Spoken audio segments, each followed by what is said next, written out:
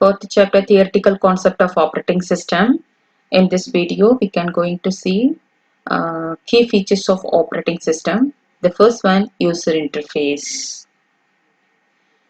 What do you mean by user interface? So user interface is one of the key features of operating system. The only way that the user can make the interaction with the computer. Okay. நமக்கு வந்து operating சிஸ்டம்னா என்னன்னு தெரியும். What you mean by operating system? So operating system is interface between the user and computer இல்லையா? நம்ம சொல்ல வேண்டிய இன்ஃபர்மேஷன்ஸை நமக்கு என்ன பண்ணும் ஆப்ரேட்டிங் சிஸ்டம் நமக்கும் கம்ப்யூட்டர்ஸ்க்கும் டிரான்ஸ்லேட் பண்ற ஒரு இன்டர்மீடியேட்டரா இருக்கிற one of the system software தான் ஆப்ரேட்டிங் சிஸ்டம் சொல்றோம். இந்த ஆப்ரேட்டிங் சிஸ்டம் நமக்கு எப்படி இருக்கும் அப்படின்னு பாத்தீங்கன்னா யூசர் ஃப்ரெண்ட்லியா இருக்கும். If the computer interface is not a user friendly, the user slowly reduce the computer usage from their normal life. நமக்கு வந்து யூஸ் ஆகிற மாதிரி இருக்கணும். அதாவது நமக்கு யூசர் ஃப்ரெண்ட்லியா இருக்குன்னா நம்ம செய்யக்கூடிய ஒர்க்குக்கு ஹெல்ப் பண்ற மாதிரி இருக்கணும். ஓகே, கோஆப்ரேட் பண்ணணும். அப்பதான் நம்ம என்ன பண்ண முடியும், கம்ப்யூட்டர்ஸ் வந்து நிறைய யூஸ் பண்ணுவாங்க. சப்போஸ் நமக்கு யூசர் ஃப்ரெண்ட்லியா இல்ல அப்படின்னு சொன்னோம்னா கம்ப்யூட்டரோட யூசேஜ் வந்து நார்மல் லைஃப்ல நமக்கு என்ன ஆயிரும்னா கம்மியாயிடும். ஸோ அந்த மாதிரி யூசர் ஃப்ரெண்ட்லி ஃபெசிலிட்டியை கொடுக்கறது தான் இந்த user interface. This is the main reason of the key success of GUI based operating system. So GUI based பாத்தீங்கன்னா நமக்கு கிளிக் பண்றது, இன்சர்ட் பண்றது, பட்டன்ஸ் அண்ட் ஐகான்ஸ் வந்து டிஸ்பிளே பண்றது, தென் வந்து கலர்ஸ், இமேஜஸ் அட்ராக்ட் பண்ற மாதிரி இருக்கிறதும் நமக்கு வந்து கம்ஃபர்டபுளா ஃபீலிங்ஸ் எல்லாம் கொடுக்கறதும் இந்த யூசர் இன்டர்ஃபேஸ் இருக்கிறதுனால தான் நமக்கு டிஸ்பிளே ஆகுது. ஆப்ரேட்டிங் சிஸ்டம்ல நமக்கு அந்த ஃபீச்சர்ஸ் வந்து ப்ரொவைட் பண்ணுது. The GUI is a window-based system with a pointing device to direct I/O, choose from menus, and make selection and a keyboard to enter the text. நமக்கு GUI அப்படிங்கிற feature இருக்கிறதுனால தான் நமக்கு டைரக்டா கீபோர்ட்ல இருந்து செலக்ட் பண்றது, இல்ல மவுஸ்ல செலக்ட் பண்றது, மெனுஸை கிளிக் பண்றது, இல்லைன்னா மெனுஸ்ல certain systems certain sub items வந்து செலக்ட் பண்றது, இல்ல கீபோர்டு வழியா ஒரு டெக்ஸ்ட்டை வந்து என்டர் பண்றது, இதெல்லாமே நமக்கு வந்து ரொம்ப ஈஸியா இருக்கிறதுக்கு காரணம் GUI. அந்த GUI-யை சப்போர்ட் பண்றது user interface. It's vibrant colours attract the user very easily. நிறைய கலர்ஸ் வந்து டிஸ்பிளே ஆகுது நம்மளோட கம்ப்யூட்டர்ஸ்ல. ஸோ அது வந்து என்ன பண்ணுது, யூசரை வந்து அட்ராக்ட் பண்ணுது. Beginners are impressed by the help and pop up the window message boxes. நமக்கு ஒர்க் பண்றதுக்கு பாத்தீங்கன்னா ரொம்ப ஈஸியா இருக்கும். எப்படி அப்படின்னு பாத்தீங்கன்னா ஏதாவது ஒரு ஐகானோட யூசேஜ் தெரியலனா கூட அதுல நம்ம பாப்அப் விண்டோ மெசேஜ் பாக்ஸஸ் வந்து டிஸ்பிளே பண்ணி அதோட யூசேஜ் என்ன அப்படிங்கிற டிஸ்கிரிப்ஷன்ஸ் எல்லாம் நமக்கு இருக்கும். அப்ப பிகினர்ஸ் கூட ஈஸியா ஒர்க் பண்ற மாதிரி இருக்கு. அதனாலதான் கம்ப்யூட்டர் வந்து ரொம்ப இம்ப்ரெஸ் ஆச்சு. Icons are playing vital role of the particular applications. எல்லா அப்ளிகேஷன்ஸ்லயும் பாத்தீங்கன்னா ஐகான்ஸ் வந்து டிஸ்பிளே ஆகுது, சம் சிம்பிள்ஸோட நமக்கு வந்து டிஸ்பிளே ஆகுது. ஸோ இந்த மாதிரி ஐகான்ஸ் வந்து நமக்கு ஒர்க் பண்றதுக்கு ஈஸியா இருக்கும். Now Linux distribution is also available as GUI based OS. The GUI based OS க்கு எக்ஸாம்பிள் வந்து லினக்ஸ் டிஸ்ட்ரிபியூஷன்ஸ். ஸோ இந்த லினக்ஸ் டிஸ்ட்ரிபியூஷன்ஸ் வந்து ஒரு அப்ளிகேஷன் வந்து டிசைன் பண்றீங்கன்னு வச்சுக்கோங்களேன். ஸோ இப்போ ஏதாவது ஒரு அப்ளிகேஷன், இப்போ ஃபார் எக்ஸாம்பிள் கூகுள் மேப் அப்படிங்கிற ஒரு அப்ளிகேஷன் இருக்கு, டிசைன் பண்றீங்க. அந்த கூகுள் மேப் அப்ளிகேஷன் டிசைன் பண்றீங்கன்னா அந்த அப்ளிகேஷன் எப்படி இருக்கணும், எல்லாரும் யூஸ் பண்ணணும், ரொம்ப நேரம் யூஸ் பண்ணணும், அதே மாதிரி கஸ்டமரோட நீட்ஸை வந்து சாட்டிஸ்ஃபை பண்ற மாதிரி இருக்கணும். ஸோ அதை தான் இங்க சொல்லியிருக்காங்க. The following points are considered when user interface is designed for an applications. The user interface should enable the user to retain this expertise for a longer time. நான் ரொம்ப நேரம் யூஸ் பண்ணணும். The user interface should also satisfy the customer based on their needs. கஸ்டமருக்கு என்ன தேவையோ அதுக்கு அதையே satisfy பண்ற மாதிரி அப்ளிகேஷன்ஸ் வந்து நமக்கு இருக்கணும். The user interface should save the user's precious time. நம்மளோட ஒர்க் வந்து சீக்கிரமா முடிச்சு கொடுக்கணும், யூசரோட டைமை வந்து சேவ் பண்ற மாதிரி இருக்கணும். So create the graphical elements like menus, windows, tab, icons. Reducing the type work will be and added advantages of the OS. இந்த யூசர் இன்டர்ஃபேஸ் இருக்கிறதுனால இந்த டேப், மெனூஸ் கிளிக் பண்ணாலே நம்மளோட ஒர்க் வந்து சீக்கிரமா முடிக்கிற மாதிரி இருக்கு. Okay, the next point is the ultimate aim of any product is to satisfy the customer. கஸ்டமருக்கு என்ன நீடடோ அதை சாட்டிஸ்ஃபை பண்ற மாதிரி இருக்கணும். எய்ம் அண்ட் கோல் வந்து நமக்கு அச்சீவ் பண்ற மாதிரி இருக்கணும். ஸோ அதையே பார்த்துக்கிறது நம்மளோட user interface. The next point, the user interface should reduce the number of errors committed by the user. User வந்து என்ன ஒரு எரர் மேக் பண்ணாலும் அதை வந்து ஃபால்ட் டாலரன்ஸ் மாதிரி எடுத்துக்கிட்டு போகணும்.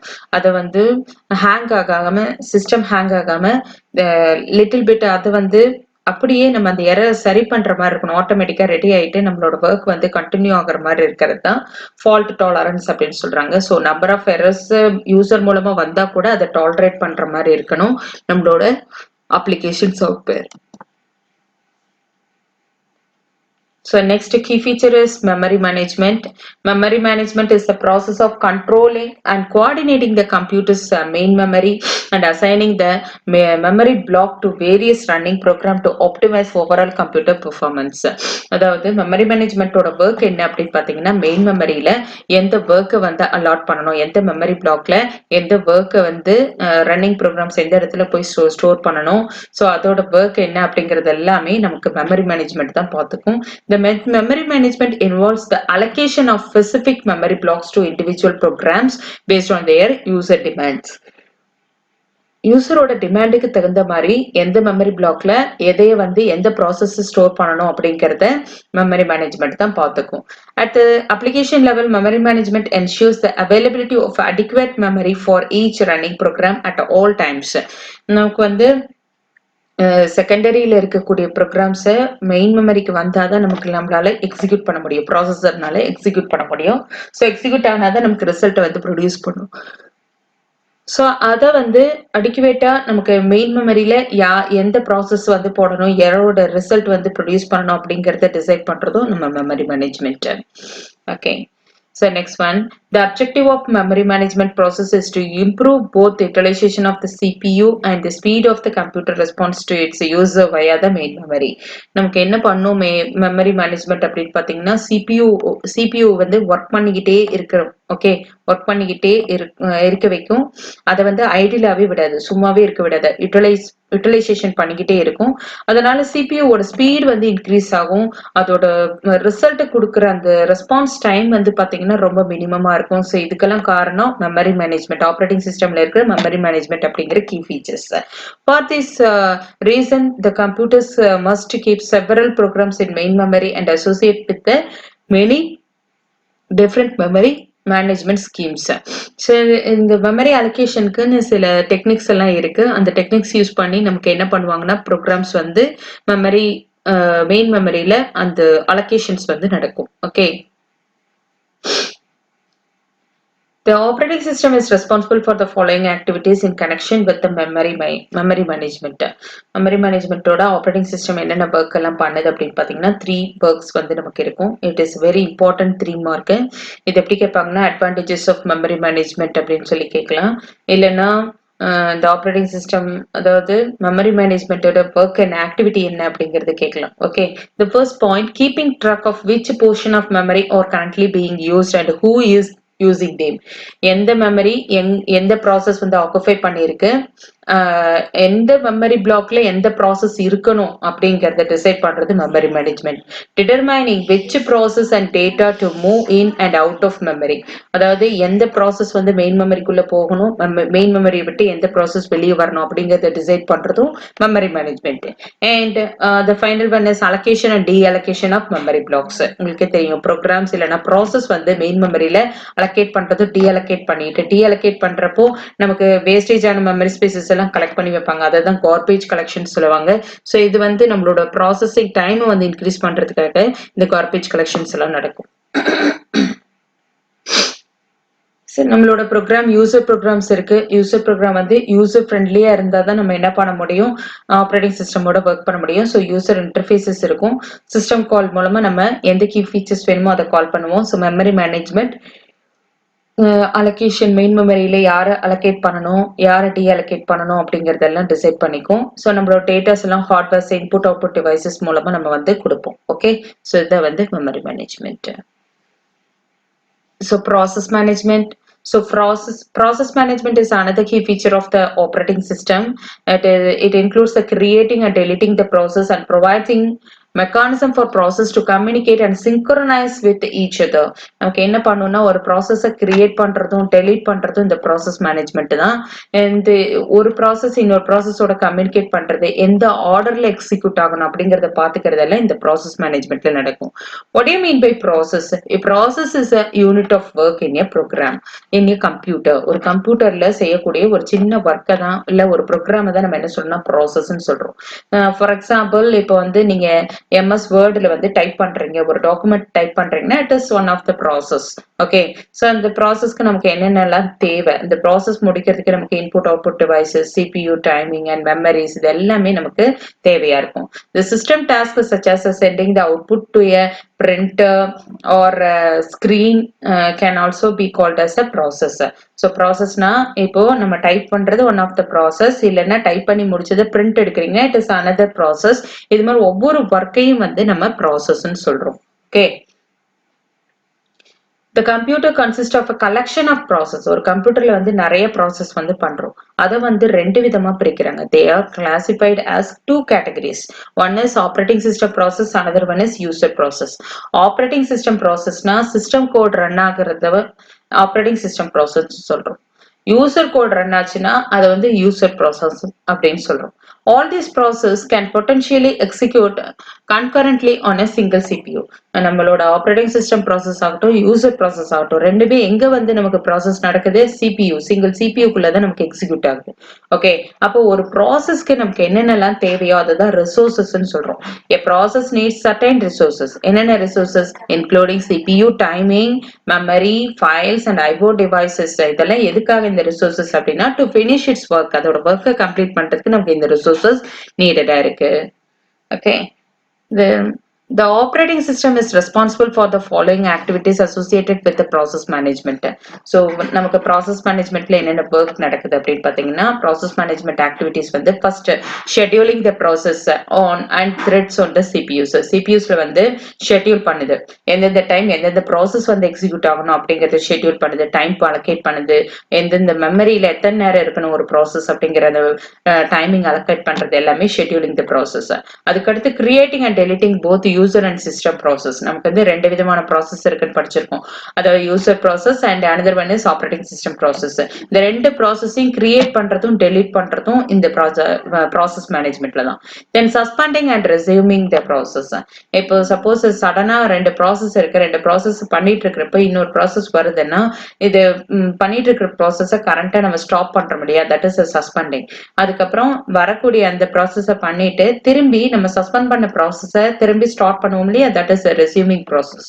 ஓகே, ஸோ அதுதான் suspending and resuming the process. இதே பண்றதும் நம்மளோட process management. And providing mechanism for process synchronisation. சிங்க்ரோனைசேஷன்னா எந்த ப்ராசஸ்க்கு அப்புறம் எந்த ப்ராசஸ் அப்படிங்கிற ஆர்டரை கொடுக்கறதுக்கு பேரு synchronisation. Then providing mechanism for process communication. இது ஒரு ப்ராசஸோட இன்புட் இன்னொரு ப்ராசஸ்க்கு அவுட்புட்டா இருக்கலாம். ஓகே, இல்ல ஒரு ப்ராசஸோட அவுட்புட் இன்னொரு ப்ராசஸ்க்கு இன்புட்டா இருக்கலாம். அப்போ ஒரு ப்ராசஸ் இன்னொரு ப்ராசஸோட கம்யூனிகேட் பண்ணுது. ஓகே, ஸோ இந்த மாதிரி இது ஒர்க்கை எல்லாம் பண்றது நம்மளோட ப்ராசஸ் மேனேஜ்மெண்ட், ஆப்ரேட்டிங் சிஸ்டமோட சேர்ந்து இந்த வேலையெல்லாம் பண்ணுது. ஸோ இந்த வேலையை பண்றதுக்கு சர்டன் டெக்னிக்ஸ் வந்து நம்ம யூஸ் பண்றோம். ப்ராசஸ் அலோகேட் பண்றதுக்கு நமக்கு சர்டன் டெக்னிக்ஸ் வந்து இருக்கு. The following algorithm are mainly used to allocate the job or process to the processor. ஒரு ப்ராசஸருக்கு ஒரு ப்ராசஸை நமக்கு வந்து அலோகேட் பண்றதுக்கு 4 டெக்னிக்ஸ் வந்து யூஸ் பண்றாங்க. First one is FIFO, second one is SJF, third one is round robin, fourth one is based on priority. What do you mean by FIFO? FIFO னா first in first out method. So இந்த first in first out method என்ன அப்படின்னு பாத்தீங்கன்னா queuing technique. இப்போ வந்து for example நம்ம class ரூம்ல ஒரு டீச்சர் இருக்காங்க, டீச்சர் வந்து என்ன பண்றாங்க, கிரேட் ஷீட் வந்து ப்ரொவைட் பண்றாங்க. இப்போ ஸ்டூடெண்ட்ஸ் என்ன பண்ணுவாங்க, ரோல் நம்பர் வைஸ் நமக்கு ஆர்டரா கியூல வந்து நிற்பாங்க. ஃபர்ஸ்ட் ரோல் நம்பர்ல இருக்கிற ஃபர்ஸ்ட் பர்சன் கிரேட் ஷீட்டை வாங்கிட்டு கியூவை விட்டு வெளியே போயிருவாங்க. தென் செகண்ட் நம்பர் வருவாரு, கிரேட் ஷீட் வாங்கிட்டு வெளியே வந்துருவாரு. அப்ப ஃபர்ஸ்ட் இன் ஃபர்ஸ்ட் அவுட், யார் ஃபர்ஸ்ட் இருக்காங்களோ அவங்களுக்கு ஃபர்ஸ்ட் ஒர்க்கை முடிச்சு அவங்கள கியூவை விட்டு வெளியில அனுப்பிடுவோம். ஸோ இதே மெத்தட் தான் நம்ம என்ன பண்ண போறோம்னா ப்ராசஸர்லையும் ப்ராசஸ் வந்து அலோகேட் பண்றாங்க. ஸோ நம்பர் ஆஃப் ப்ராசஸ் எல்லாமே கியூல நிற்கும். ஸோ அப்போ எந்த ப்ராசஸர் ஃபர்ஸ்ட் இருக்கோ அந்த ப்ராசஸ் வந்து ஃபர்ஸ்ட் ப்ராசஸருக்குள்ள போய் எக்ஸிக்யூட் ஆகி நமக்கு கியூவை விட்டு வெளியில வந்துடும். ஸோ அண்ட் ஸோ ஆன் எது வரைக்கும் இருக்கோ ப்ராசஸர் அது எல்லாமே இதே ஆர்டர்ல வர்றதுக்கு பேர் தான் நமக்கு FIFO algorithm சொல்றோம். This is the basic logic of the FIFO algorithm.